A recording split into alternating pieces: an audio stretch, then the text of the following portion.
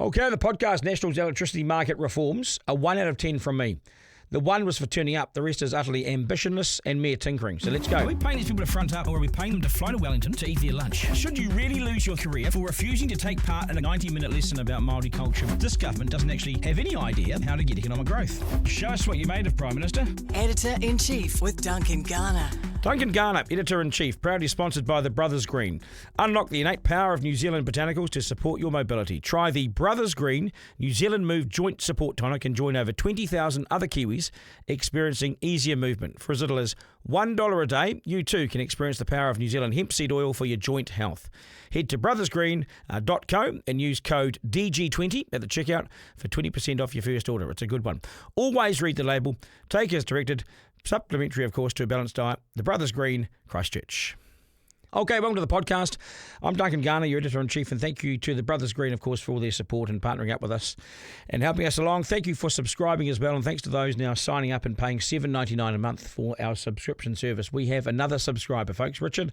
Thank you, Richard. He writes to me this morning, Duncan. Thank you for continuing to point out that power prices in New Zealand are so high because the Big Four can and do dump water from their dams to raise the cost and that they get paid for power. So it's all because the government's done nothing, and the government has the wholesale price for power based on the cost of the most expensive power generation, i.e. gas and coal. So hydropower makes a killing in profit, and that's when they require gas and coal generation. To all of us, the simple fix is for the government to completely change this and stop businesses closing down while also reducing the cost of living for all. Please keep pushing this. This morning I subscribed for a month. Everything linked up and worked for Spotify, so I've now upgraded that to a yearly subscription, which kicks in after the first paid month. Many thanks for what you do. Richard, love this. Thank you, Richard. Appreciate it. If you can do what Richard's done, join us here at Team Duncan 3598. Text the word Duncan to 3598 and we will send you a link, and away we go. You get more episodes, more content, my weekly newsletter, so let's go big and join the movement, please. Right, today's podcast, Power Prices, Nationals, weak reforms and the changes to the electricity market. Why do they lack boldness when the issue is so clear? We'll also have a chat to Tom Oneill as well on the employment market right now, which is worse than the GFC and COVID and worse than both of them put together. What can you do about it? When should you apply for a job? When is best, before Christmas or after? So let's go. It's the Slam Dunk. Okay, yesterday National dropped what it calls a plan to fix New Zealand's electricity market. Well, I'm still looking for it. The spin doctors were busy. Boost competition, level the playing field, lower power prices, fine words. But under all the earnest speeches and press releases, what we have is tinkering, not transformation. Simple as that. And for ordinary Kiwis, households struggling to keep the lights on, this may well be too little too late. For businesses, the rewards are years away and the crisis is not just now. They've been living in it all year. National doesn't want to mess with the record profits that the Big Four companies are making. The country's 4 big power companies are expected to announce a record payout of more than $1.4 billion to shareholders when they report their annual results in the next couple of weeks. It is absolutely massive, ginormous, huge profits that could and should be going into regeneration and security of supply instead of the profits go to individuals and shareholders and the government. So the prices stay high and little guys keep getting screwed. The government is addicted to these profits, as are the shareholders. High power prices pay for some people. For others, they close their businesses, they lay people off. Stats New Zealand reported that electricity companies increased their prices by an average of 4.9% in the 3 months to the end of June this year, which it said was the largest quarterly increase in more than 10 years. They are screwing us. So what's the government actually proposing? Let's cut through the rhetoric. Big gentailers, companies that generate and retail electricity, will be required, if this goes through, to offer their own generation at the same rate to all retailers, including themselves. A performance review has confirmed also issues with gas supply and backup for dry years and cost pressures. The government is committing to a package of responses. But underwhelming. None of it's bad, but some of it is overdue. But let's be honest, that's the modest stuff. What's missing is boldness, and here's why this plan is classic National and won't cut it. The tinkering and promises will lead us down the dead-end street to the same old address. It won't change the game, and most smart Kiwis and businesses will see right through this. Luxon's government is a market government. And even when the market is so obviously broken, it turns up with a few bandages and plasters and thinks that will fix it. We know it won't. The lack of boldness here is strikingly obvious. Luxon's government has no appetite to try or do anything big. Too little, too late, too slow. Critics are already saying that these reforms won't meaningfully reduce bills for years. Industrial users have seen rises in the grounds of 45% over the last 2 years. And they're telling us this doesn't address the urgency. Households won't feel relief anytime soon. Meanwhile, power companies are still hugely profitable. Consumers are still squeezed. Many groups wanted the gentailer split, separating generation from retail. That would have forced real competition and limited the ability of large players to favour themselves. It hasn't happened. National is asking gentailers to play fair, but still letting them own the game. Asking these big dogs to play fair is like asking Richie McCaw to take it easy against a weak team. He's always going to monster them because he plays full tit. Trust them to put us first. Yeah, you've got to be kidding me. They're raping and pillaging Kiwis every day and screwing them for every last cent of profit and some. I don't trust them. I think I trust Brian Tamaki more than power companies. There was barely a mention of households being helped now. No big push for rooftop solar, home batteries, school solar programs, energy efficiency for low-income dwellings. These are things that could start easing bills this year, not 5 years away. The review confirmed that we're dangerously exposed in dry winters, and when renewables under-deliver, we're exposed. But the response largely seems to double down on big capital infrastructure, possibly even gas solutions rather than a smart mix, storage, demand reduction, that sort of thing. Some of the options the government is pursuing, LNG terminals, gas peakers, all those sorts of things, they carry high fixed costs and dependency on volatile global fossil fuel prices, and it may undermine long-term emissions goals, that sort of thing. Plus, these things take years. By the time they're built, the energy landscape is likely to have moved on, changed. Industrial users, so manufacturers, the big data centres, say these are headline-friendly tweaks, but not enough to keep them in business. So there's not enough to help them out, really. Rising electricity prices put the entire economy at risk. If they stay high, we risk deindustrialisation. So we risk losing our factories, the loss of jobs, export competitiveness. It's a shit show. In short, it's a shit show. If you want to fix this properly, here's what a government serious about lowering power bills needs to consider. You've got to separate the generation from the retail and the gentailer firms.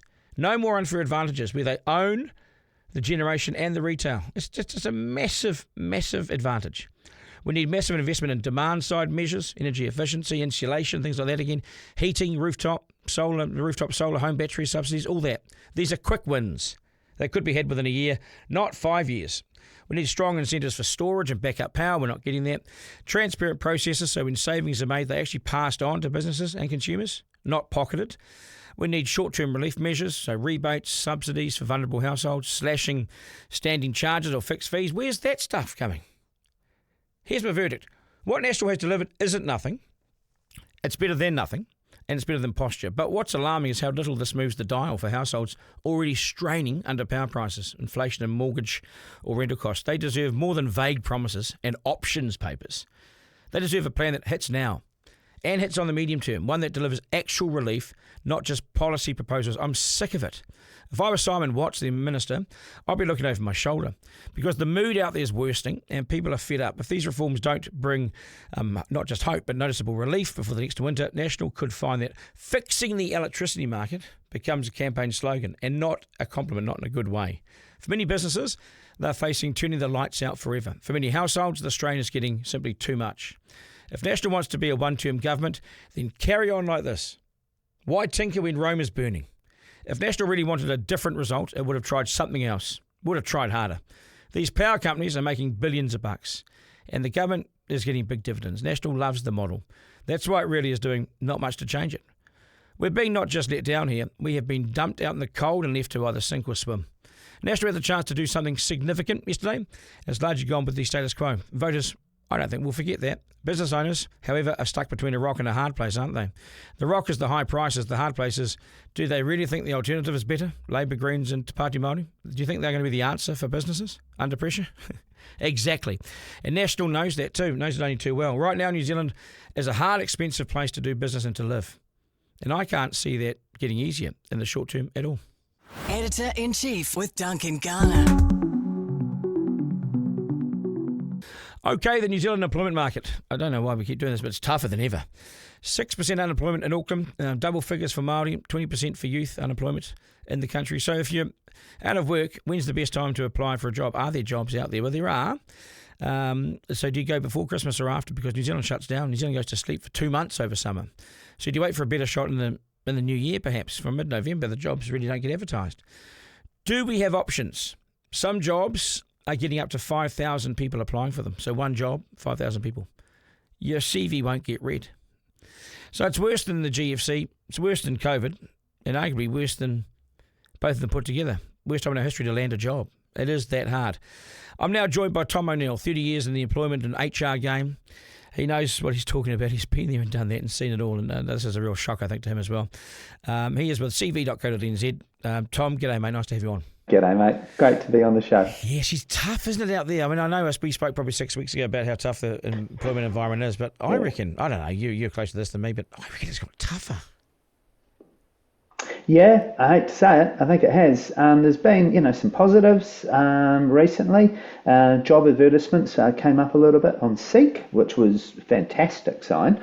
But then obviously a whole bunch of indicators that from the wider economy that were pretty negative. So, yeah, again, it's just mixed messages. I'm really hoping as we roll into the Christmas Christmas stage of the year that, retail will obviously pick up just because, again, it's Christmas, and then hopefully lead us into sort of a bit of a more positive start for 2026. You haven't seen it this bad, have you? This is as low as it got in your career, isn't it? I've been doing this 30 years, and I got to say, I mean, except for COVID, this is as bad as it's got, I think. Everywhere you look, there's just really sad stories. Yeah. People, really, really good people, really struggling. I'm dealing with one guy at the moment. He's just got a job, which is fantastic. He was one of the country's top professionals in his space. I mean, like, really super equipped. In the technology space, and it took him about 3, 4, 5 months to secure a new role. And this guy knows no failure. He's the sort of guy that just goes out and makes things happen. And when people like that are struggling, you're like, gee whiz, it's real hard. Well, 1,000 people going for one sort of receptionist type job, or front desk role or something like that, and your CV's not getting read at that point. It really is you probably can win lotto easier. Now, so what should people do? Do they go now before Christmas, or do they wait? What's the best strategy if you're out of work? Yeah, I mean, at the end of the day, I mean, if you're in a secure role, it really comes down to it. If you're in a secure role, you can chance your arm, get out there and, potentially secure a new role before Christmas if you're wanting to move out. But again, you certainly don't want to chuck in your role, say thanks very much, and now start job hunting because we're coming in, we're 6 weeks away pretty much from the start of the Christmas slowdown, sort of mid-November. Job ads kind of drop. December, no one's thinking about it. January, we like to think we're all at the beach sort of deal. So, sort of late January, things sort of come back online. So we're really looking about 2.5 months of just real slowdown. So I would certainly encourage people, if they were keen to move, great, get themselves sorted and get out there, but stay in their current role. That would be certainly, when I say stay in the current role, I mean, don't just resign, chuck your clogs out and say thanks very much. Make sure that you're doing it while you're in a position. Because in the past, when there has been confidence in the market, the employment market, people have just pulled pin and gone and chanced their arm, and they've been picked up pretty quickly because skills were so in need. But now there are so many people going for work, right? That's the thing. I mean, there's stories of hundreds, if not thousands, of applications now for jobs, that normally would potentially get sort of hundreds historically. And so, things are changing.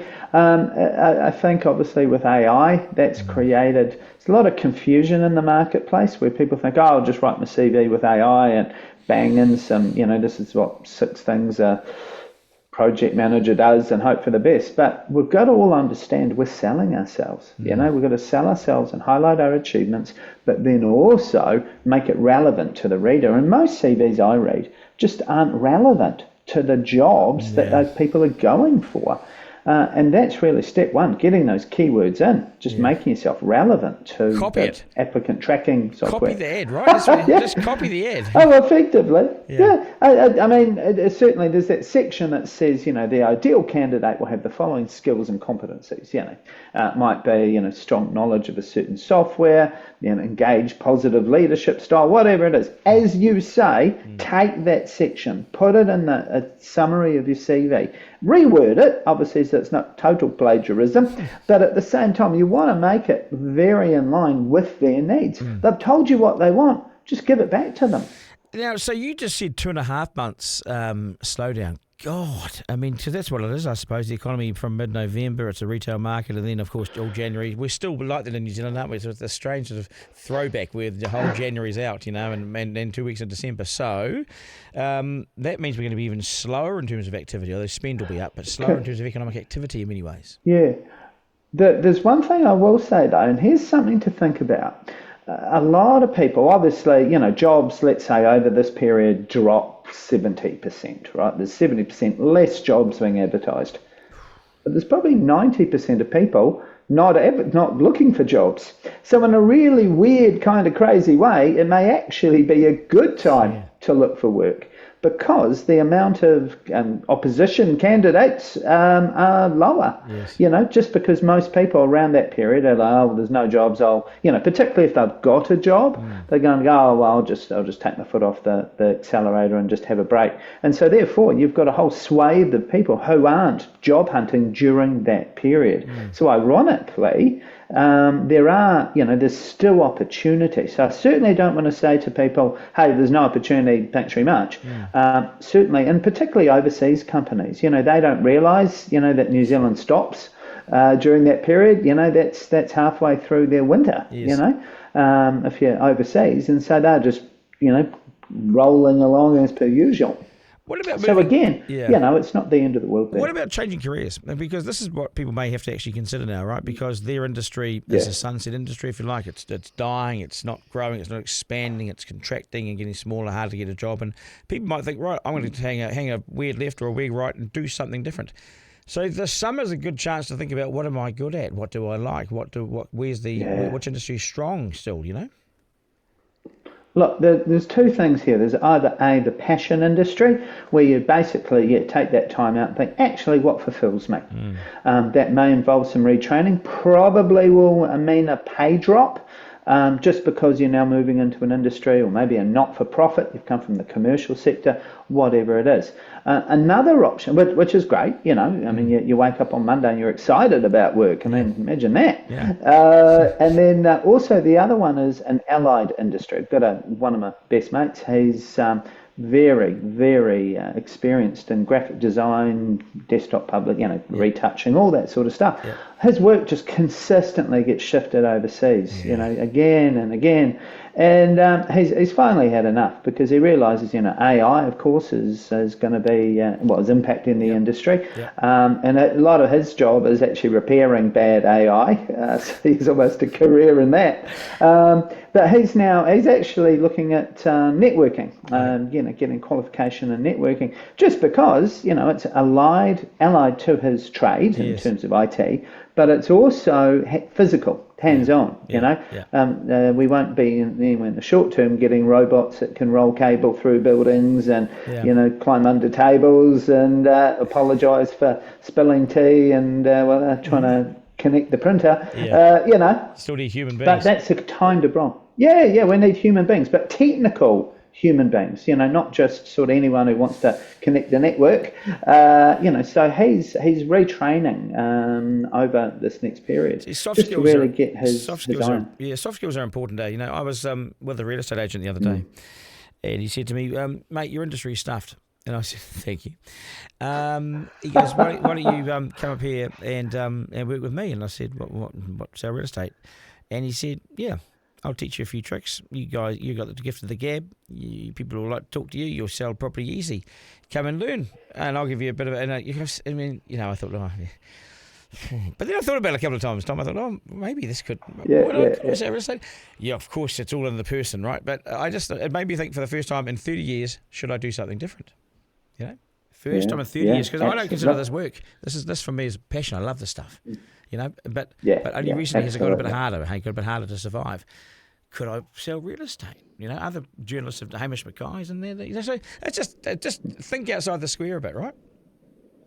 Look, that's exactly it. And that summer period is a perfect time to do that, But you've got to sort of set your mind in it. You want to start researching, thinking about it. And then what happens is your brain will then just sort of work in the background and just sort of do a little bit of thinking. Like you said yourself, it was pitched to you, went, oh, no. Yep. And then suddenly over time, it just sort of sits there and you'll be thinking about something else and it's just sort of working away. And that's a really powerful time. But we have to kick that whole process off in our mind by, being open to it and looking out and seeing what's out there. And again, it could be something totally different, broadcasting to real estate. But again, a lot of those skills are certainly aligned. Yeah. And so, absolutely. Before we go, tell me what you can do for people. They can send you their CV. What is it you want to help people with? Yeah, cool. So, hey, look, I'm very happy to also appreciate people are struggling at the moment. So, hey, look, people are welcome to send their CV to me just for a fair and honest appraisal, just to really tell them what I think and, whether or not it's sort of hitting the mark. So, any of your audience can email me, Tom, Tom, @cv.co.nz. tom@cv.co.nz. Fire it through. I'll come back to you, have a chat. Also send you a copy of my book, The New Rules for Job Hunting. That's a great offer. There we go. Tom, love it, mate. Always enjoy having you on, and that's a banger. You'll hear from people, I say. Good on you. Take care. Okay? Awesome, mate. Have a great day. Good luck with that big garden. Okay, cheers, mate. Ciao. Okay, time for the editor. This one here, Duncan. I predicted self-policing. Littleton residents pitching in to buy portable cameras to detect boy racists. Over many years, boy racers who claim attracting the police as part of their excitement have continued to be of annoyance, including occasionally causing injury. So why are these life experience lacking jerks allowed to deprive law-abiding residences of sleep required for normal health? Because, like Duncan is informing us, our governments avoid tough decisions. They just dabble on the fringes, he's so right. One of your guests told us why recently. It is because they are only interested in short-term decisions because their term in office is only 3 years. And that's their focus, with the guarantee of being re-elected. You're bringing some truth to our attention. Intentions and situations that are supposed to be kept from us. Duncan, you're making a difference, which in my opinion is a big part of the purpose of life, and you well deserve this. Kind regards, Paul Edenton, Wigram. Thanks, Paul. Appreciate your support, mate. Thank you for getting in touch with us. That is us, folks. Thank you for listening. Thank you to the Brothers Green, of course, for their support of the podcast. Thanks, Brody and Lockie, for keeping it on track, for helping me get it to air. Thanks, guys. Really appreciate it. Remember, $7.99 a month. You can subscribe. Text the word Duncan to 3598, and I'll send you a link, and that will get you signed up. We'll have the special episodes from tomorrow, actually. From tomorrow's episode, we'll have the bonus subscription episode. So jump online and get hold of that. It's also rover.co as well, .nz. Remember, life's no dress rehearsal. There is no curtain raiser. This is it. We live in one of the best places on earth, so get out and make the most of it. Enjoy it. Take care, folks. Ta-da. Editor-in-Chief with Duncan Garner. Thanks for listening to this episode of Duncan Garner, Editor-in-Chief, sponsored by the Brothers Green. Feed your gut what it needs. Digest Gut Health Protein Powder. I use it myself. It supports natural digestion and gut health. Made with premium Canterbury-grown hemp powder and a unique blend of active kiwifruit enzyme powder and kiwifruit skin extract, offering natural prebiotics and a nutrient-rich profile to complement a balanced lifestyle. Always read the label. Take as directed. Supplementary, of course, to a balanced diet. The Brothers Green, Christchurch.